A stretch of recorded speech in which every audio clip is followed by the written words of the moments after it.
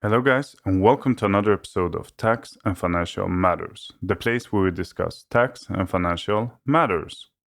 Welcome to today's lecture on DAC8 and CARF, two frameworks reshaping crypto tax transparency. The title poses a provocative question. Are these regulations the death or the reinvention of crypto? Here's a hot take to consider right at the start. The same rules that some fear would kill crypto might actually be the spark that turns it into a fully trusted mainstream financial instrument. In this presentation, we'll examine whether these frameworks signal crypto's final chapter, or is it actually launching its second act as a mature, transparent market?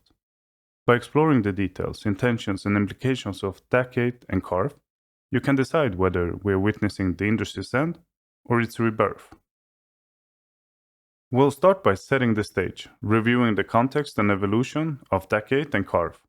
Then we'll delve into their specific requirements, exploring how they align, and discuss the implications for the crypto industry. While today's title suggests a dramatic turning point, we'll maintain a balanced perspective.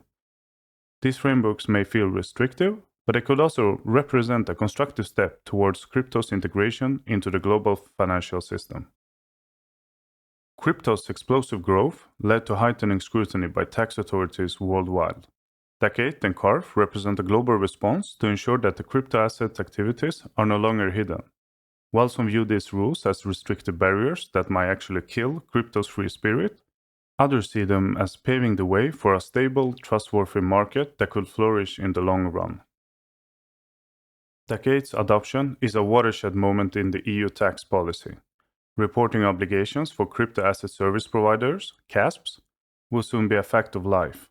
Although some might lament the end of wild crypto days, others recognize that this clear timeline and concrete rules could legitimize the market, attracting more long-term investment and transforming crypto into a stable financial cornerstone.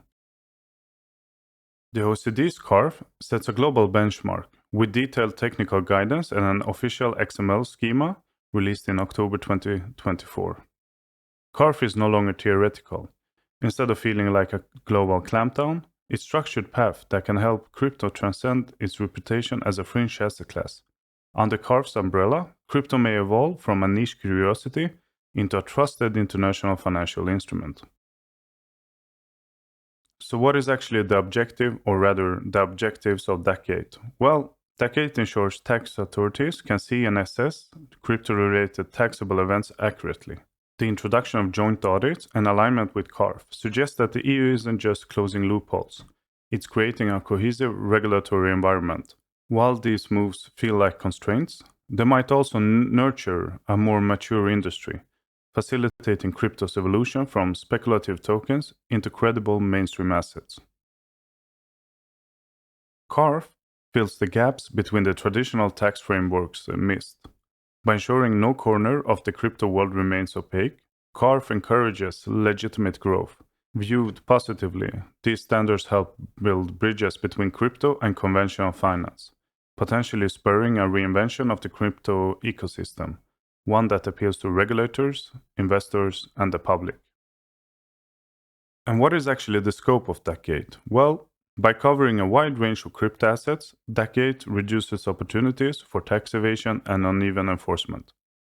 This broad scope might feel like overreach to some, but it also brings clarity. With clarity comes a chance for crypto projects to differentiate themselves through compliance, reinventing their business models to meet new standards head-on.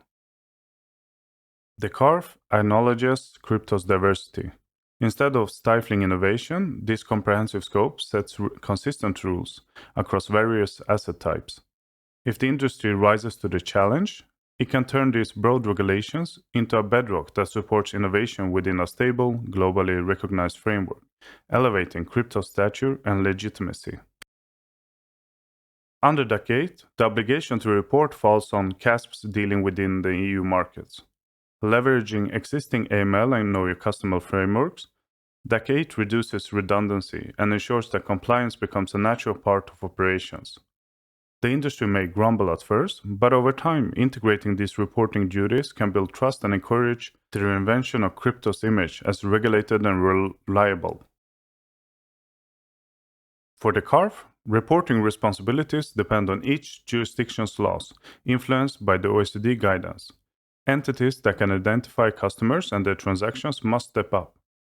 While it's a departure from the anonymous ethos of early crypto days, this shift positions the industry to evolve, gaining legitimacy and possibly attracting more mainstream participants. DAC8's annual reporting cadence creates a predictable, standardized flow of information. Initially, this might feel like a loss of freedom, but the clarity and credibility gained can foster an environment where crypto is no longer viewed suspiciously. Instead, it stands as a reinvented asset class underpinned by transparency.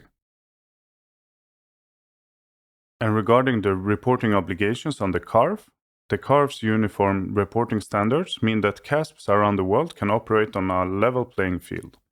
This uniformity can reduce complexity, making compliance more straightforward, and potentially unlocking wider adoption.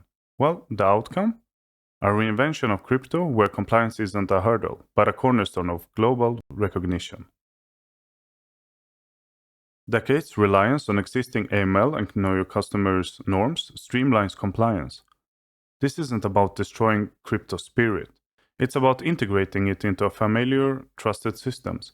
By embracing these due diligence measures, crypto can reassure hesitant investors, driving growth in a more established, responsible market.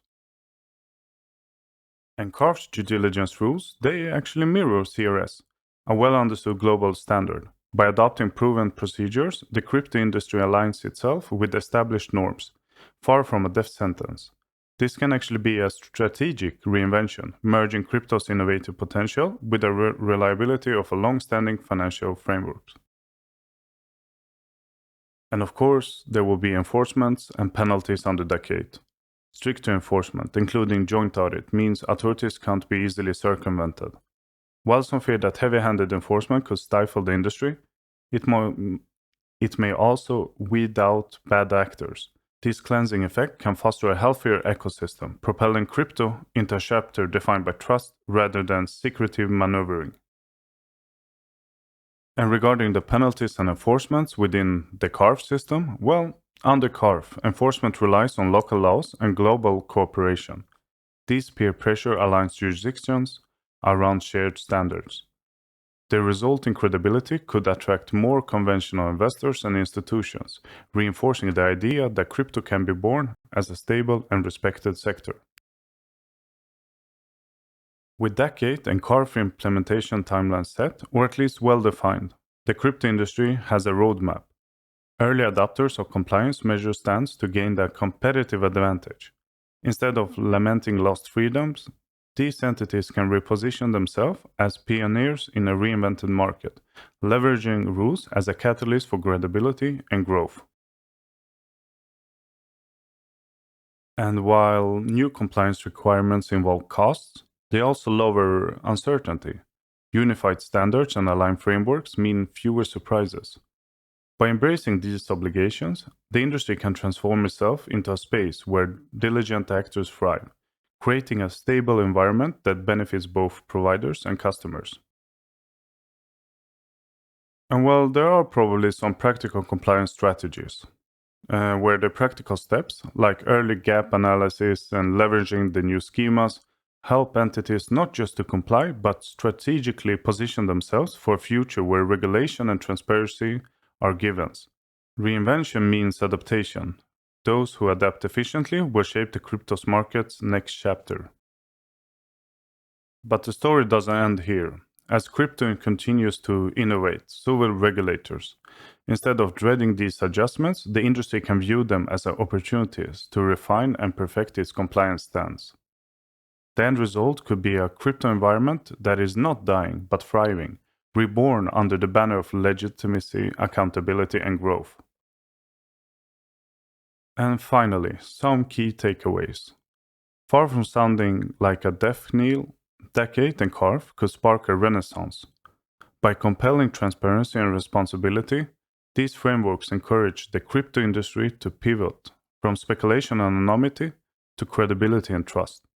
The so-called death might actually be a rebirth, crypto's coming of age moment. Thank you for listening to this lecture on DAC8 and CARF. If you have any questions or comments, please comment below the video. Thank you and have a nice day. Goodbye.